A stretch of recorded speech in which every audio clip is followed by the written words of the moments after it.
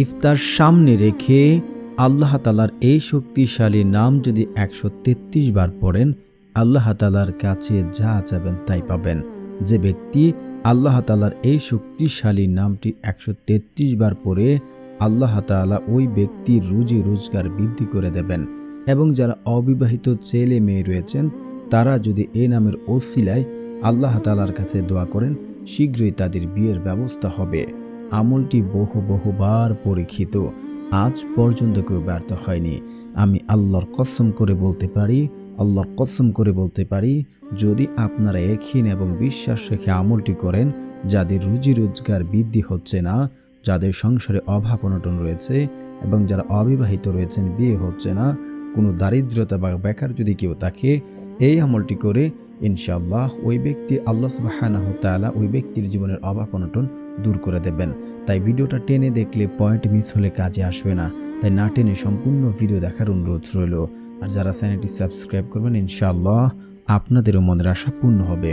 তো আমাদের মাঝে অনেক এমন মানুষ আছেন যারা রুজি রোজগার বৃদ্ধি হয় না, অনেক চেষ্টা করছেন, অনেক পরিশ্রম করছেন, অনেক কাজ করছেন, কিন্তু রুজি রোজগার বৃদ্ধি হয় না, সংসারে অভাব অনটন দূর হয় না, সংসারে সুখ শান্তি আসে না। বা অনেকে অনেক চেষ্টা করছেন তার মেয়েকে, তার সন্তানকে, তার ছেলেকে বিয়ে দেবেন বা বিয়ে করবেন, কিন্তু শত চেষ্টার পরেও যাদের বিয়ে হয় না, বিয়ে দিতে পারেন না, কোনো না কোনো সমস্যায় বিয়েটা ভেঙে যায়। কোনো সমস্যা নেই, কিন্তু কেন জানি বিয়েটা ভেঙে যায়।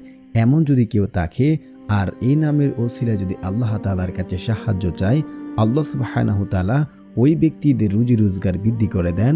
এবং ওই সকল যুবক বা যুবতী যারা বিয়ে করতে চেষ্টা করছে, বিয়ে করতে পারছে না, অবিবাহিত রয়েছেন, তাদের বিয়ের জন্য আল্লাহ সুবহানাহু ওয়া তাআলা শীঘ্রই সুসংবাদ দেবেন।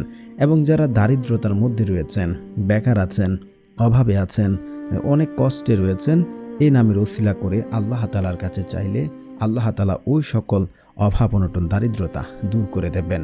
তো আল্লাহ তাআলার কাছে যত চাইবেন তিনি তত খুশি হবেন। কিন্তু আফসোস, আমার আপনার যখন অভাব দারিদ্রতা, এই যে বিয়ের সমস্যা, বিয়ে হয় না বা সংসারে রুজি রোজগার নেই, এগুলো আমরা বন্ধু পাড়া প্রতির কাছে বলে বেড়াই, তাদের কাছে বলে বেড়াই। এমনকি অনেক সময় আমরা কখন আল্লাহর কাছে সেটা বলতে চাই না। আল্লাহ তাআলা তো সব কিছু জানেন, তিনি চান বান্দা যেন তার কাছে এসে আকুতি মিনতি করে। আল্লাহ সুবহানাহু ওয়া তাআলা অনেক খুশি হন যখন কোনো বান্দা আল্লাহ তাআলার কাছে কিছু চাইবে। কিন্তু আফসোস, আমি আর আপনি এই যে মাহে রমজান মাস চলে এসেছে, আমরা এর আগেও কখনো আল্লাহ তাআলার কাছে বলিনি। ইফতার সামনে নিয়ে আমরা দুনিয়ার যত কথাবার্তা আছে আমরা সেগুলো বলে বেড়াই, কিন্তু আল্লাহ তাআলার কাছে দোয়া করি না।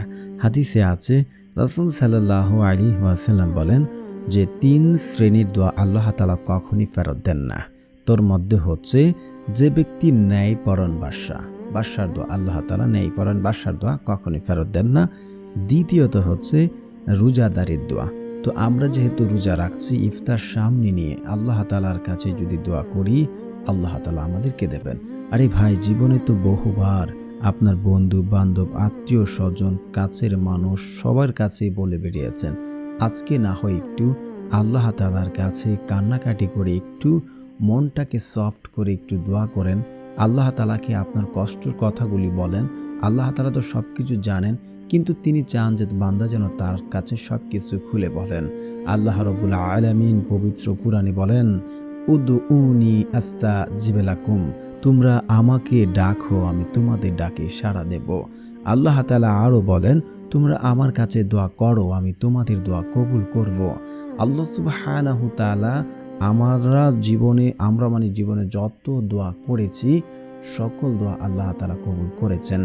কখনো তিনি না বলতে জানেন না। আমার আপনার রব কখনো তিনি না বলেন না যে তোকে দেব না, এমন কথা বলেন না। তিনি বলে ইয়েস, দেব। কিন্তু অনেকে এখন প্রশ্ন জাগতে পারে, তাহলে তো জীবনে অনেকবার অনেক জায়গায়, এমনকি মক্কা শরীফ গিয়েও দোয়া করেছি, কোথায় আমাদের দোয়া তো কবুল হলো না। আল্লাহ সুবহানাহু ওয়া তাআলা আমাদের দোয়া 3 পদ্ধতিতে কবুল করেন।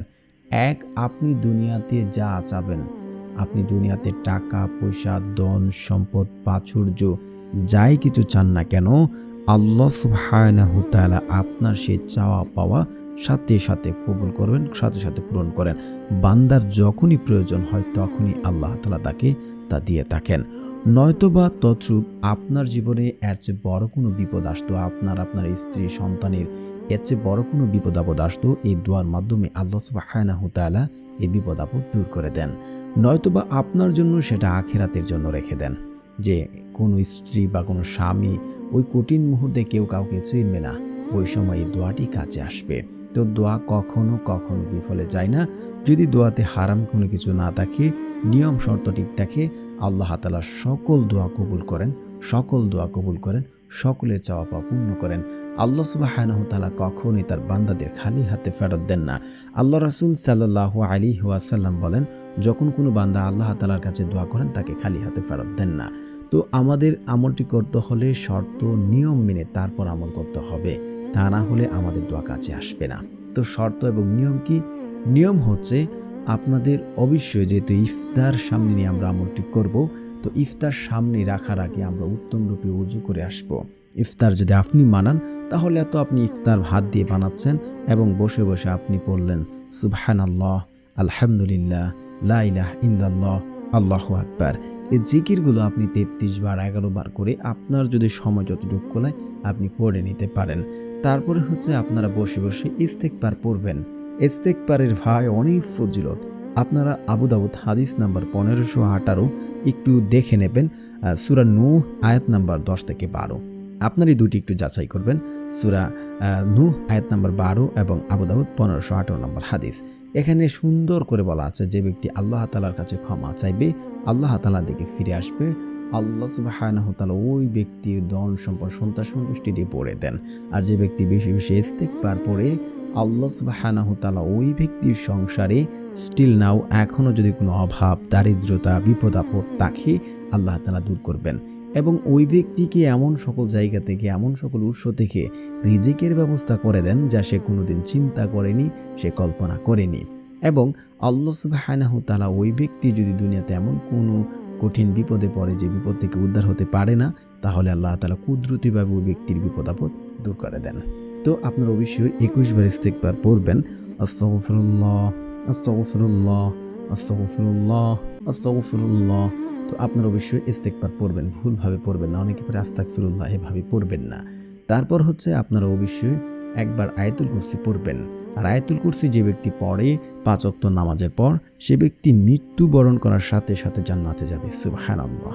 তো আপনারা আয়াতুল কুরসি পড়বেন, আল্লাহু লা ইলাহা ইল্লা হুয়াল হাইয়ুল কাইয়্যুম লা তাখুযুহু সিনাতুন ওয়া লা নাওম লাহু মা ফিস সামাওয়াতি ওয়া মা ফিল আরদ মান জাল্লাযী ইয়াশফাউ ইনদাহু ইল্লা বিইজনিহি ইয়া'লামু মা বাইনা আইদিহিম ওয়া মা খালফাহুম ওয়া লা ইউহিতুনা বিশাইইন মিন ইলমিহি ইল্লা বিমা শাআ ওয়াসি'a কুরসিয়ুস সামাওয়াতি ওয়াল আরদ ওয়া লা ইয়াউদু হিফযুহুমা ওয়া হুয়াল আলিয়্যুল আযীম। তো আপনারা অবশ্যই একবার পড়ে নেবেন। তারপরে হচ্ছে আপনারা রাসূল সাল্লাল্লাহু আলাইহি ওয়াসাল্লামের উপরে দুরূদ শরীফ পড়বেন, কারণ দুরূদবিহীন দোয়া কবুল করা হয় না, সেটা আসমানে গিয়ে ঝুলন্ত অবস্থায় থাকে। তো যারা যেখানে গিয়ে দোয়া করেছেন দরদার ফলাফল পাচ্ছেন না, দেখুন আপনি দুরূদ শরীফ পড়ছেন কিনা। তো যারা পারেন না আমার সাথে সাথে পড়তে পারেন, শুনলে হবে ইনশাআল্লাহ। আল্লাহুম্মা সাল্লি আলা মুহাম্মাদি ওয়া আলা আলি মুহাম্মাদ কামা সাল্লাইতা আলা ইব্রাহিম ওয়া আলা আলি ইব্রাহিম ইন্নাকা হামিদুম মাজিদ। আল্লাহুম্মা বারিক আলা মুহাম্মাদি ওয়া আলা আলি মুহাম্মাদ কামা বারাকতা আলা ইব্রাহিম ওয়া আলা আলি ইব্রাহিম ইন্নাকা হামিদুম মাজিদ। তারপরে হচ্ছে আপনারা একবার সূরা ফাতিহা পড়ে নেবেন, তারপর আপনারা 3 বার সূরা ইখলাস পড়বেন। তারপর আপনারা আল্লাহ তাআলার এই শক্তিশালী নামটি 133 বার পড়বেন। তো বন্ধুরা, যারা আমার চ্যানেলটি সাবস্ক্রাইব করবেন, ইনশাআল্লাহ আল্লাহ তাআলা আপনাদের মনের আশা পূর্ণ করবেন। কারণ যাদের মন ভালো তারা অন্যদের সহযোগিতা করেন, আল্লাহ তাআলাও তাদের মনের আশাগুলো পূরণ করে দেন। আল্লাহ তাআলার সেই শক্তিশালী নামটি হচ্ছে ইয়া লাতীফু, ইয়া লাতীফু, ইয়া লাতীফু। এর অর্থ হচ্ছে হে দয়াবান।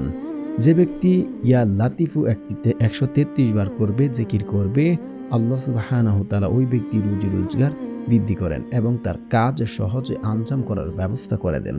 এবং যদি কোনো অবিবাহিত ছেলেমেয়ে যাদের বিয়ে হচ্ছে না, তারা যদি পড়ে আল্লাহ তাআলার কাছে দোয়া করে, তাদের শীঘ্রই বিয়ের ব্যবস্থা হবে এবং তাদের পছন্দ মতো জায়গা থেকে তাদের বিয়ের জন্য প্রস্তাব আসবে খুব শীঘ্রই তাদের বিয়ের ব্যবস্থা হবে ইনশাল্লাহ। আর যে কোনো দারিদ্রতার ব্যক্তি দারিদ্রতার মধ্যে পড়ে আছে এবং কোনো বেকার ব্যক্তি বেকারত্বের মধ্যে পড়ে আছে, আর আল্লাহ তাআলার কাছে এই দোয়া জিকির করে দোয়া করবে, আল্লাহ তাআলা ওই ব্যক্তির বিপদ আপদ বেকারত্ব দারিদ্রতা দূর করে দেবেন ইনশাআল্লাহ।